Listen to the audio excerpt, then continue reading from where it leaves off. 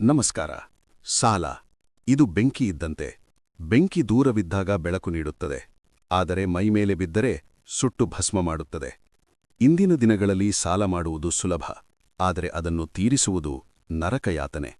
ಆಚಾರ್ಯ ಚಾಣಕ್ಯರು ಹೇಳುತ್ತಾರೆ, ಸಾಲಗಾರನಿಗೆ ಈ ಲೋಕದಲ್ಲೂ ನೆಮ್ಮದಿಯಿಲ್ಲ, ಪರಲೋಕದಲ್ಲೂ ಸುಖವಿಲ್ಲ. ಸಾಲ ನಿಮ್ಮನ್ನು ಹೇಗೆ ಮಾನಸಿಕವಾಗಿ ಕೊಲ್ಲುತ್ತದೆ?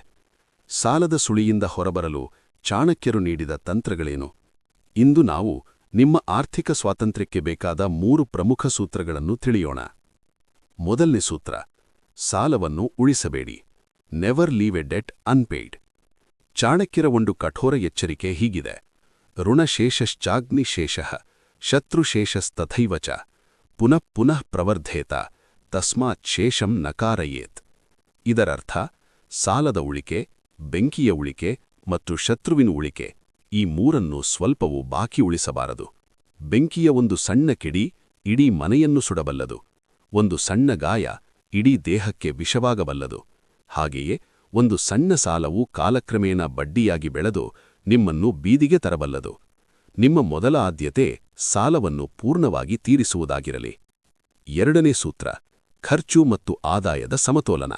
Budgeting and discipline. ಚಾಣಕ್ಯರು ಹೇಳುತ್ತಾರೆ, ಯಾರು ತನ್ನ ಆದಾಯಕ್ಕಿಂತ ಹೆಚ್ಚು ಖರ್ಚು ಮಾಡುತ್ತಾನೋ ಅವನು ಬೇಗನೆ ನಾಶವಾಗುತ್ತಾನೆ.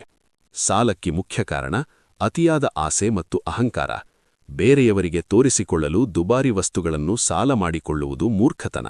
ನಿಮ್ಮ ಆದಾಯದ ಒಂದು ಭಾಗವನ್ನು ಸದಾ ತುರ್ತು ಪರಿಸ್ಥಿತಿಗಾಗಿ ಉಳಿಸಿ. ಹಣದ ಹರಿವನ್ನು ಗಮನಿಸದ ವ್ಯಕ್ತಿ ತನ್ನ ಕೈಯಾರೆ ತನ್ನ ಕತ್ತನ್ನು ಹಿಸುಕಿಕೊಂಡಂತೆ. ಮೂರನೇ ಸೂತ್ರ: ಸಾಲದ ಸಮಯದಲ್ಲಿ ನಡವಳಿಕೆ. Conduct during debt. ಸಾಲದಲ್ಲಿದ್ದಾಗ ಮನುಷ್ಯ ತನ್ನ ಗೌರವವನ್ನು ಕಳೆದುಕೊಳ್ಳುತ್ತಾನೆ. ಚಾಣಕ್ಯನ ಪ್ರಕಾರ ಸಾಲಗಾರನಿಗೆ ಸಮಾಜದಲ್ಲಿ ಬೆಲೆ ಇರುವುದಿಲ್ಲ. ಅಂತಹ ಸಮಯದಲ್ಲಿ ನಿಮ್ಮನ್ನು ರಕ್ಷಿಸಿಕೊಳ್ಳಲು ಅನಗತ್ಯ ಸುಖಗಳನ್ನು ತ್ಯಜಿಸಿ. Sacrifice luxury. ನಿಮ್ಮ ಶ್ರಮವನ್ನು ದ್ವಿಪಟಗೊಳಿಸಿ. ಸುಳ್ಳು ಭರವಸೆ ನೀಡಬೇಡಿ, ಬದಲಾಗಿ ಪ್ರಾಮಾಣಿಕವಾಗಿ ಸಾಲ ತೀರಿಸುವ ಹಾದಿ ಹುಡುಕಿ.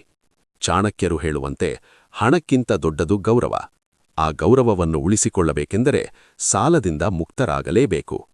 ಸಾಲವಿಲ್ಲದ ಜೀವನವೇ ನಿಜವಾದ ಸುಖೀ ಜೀವನ. ಇಂದು ನೀವು ಮಾಡುತ್ತಿರುವ ಸಣ್ಣ ಉಳಿತಾಯ ನಾಳೆ ನಿಮ್ಮನ್ನು ದೊಡ್ಡ ಸಂಕಷ್ಟದಿಂದ ರಕ್ಷಿಸಬಹುದು. ನೆನಪಿಡಿ, ಸಾಲ ಮಾಡುವುದು ಸುಲಭ, ಆದರೆ ಸಾಲದಿಂದ ಮುಕ್ತನಾಗಿ ತಲೆ ಎತ್ತಿ ನಡೆಯುವುದು ಸಾಧನೆ. ನೀವು ಕೂಡ ಸಾಲದ ಸುಳಿಯಲ್ಲಿ ಸಿಲುಕಿದ್ದೀರಾ? ಇಂದೇ ಒಂದು ಪ್ಲಾನ್ ಮಾಡಿ ಮತ್ತು ಕಾಮೆಂಟ್ನಲ್ಲಿ ಡೆಟ್ ಫ್ರೀ ಎಂದು ಬರೆಯುವ ಗುರಿ ಇಟ್ಟುಕೊಳ್ಳಿ. ಈ ವಿಡಿಯೋ ಸಾಲದಿಂದ ಬಳಲುತ್ತಿರುವ ನಿಮ್ಮ ಸ್ನೇಹಿತರಿಗೆ ಶೇರ್ ಮಾಡಿ, ಅವರಿಗೆ ಧೈರ್ಯ ತುಂಬಿ.